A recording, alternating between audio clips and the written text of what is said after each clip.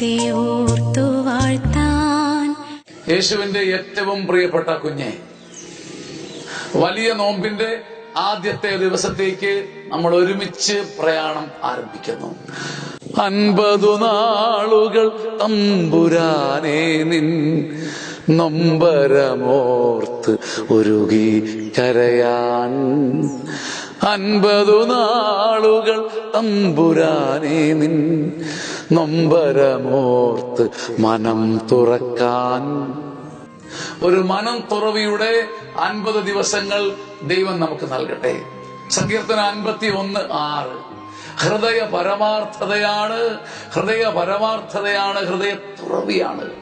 ആർജവത്വമുള്ള മറയില്ലാത്ത ഒരു കൊച്ചു ചെമ്പരത്തിപ്പൂ പോലെയുള്ള ഹൃദയമാണ് ദൈവം ആഗ്രഹിക്കുന്നത്.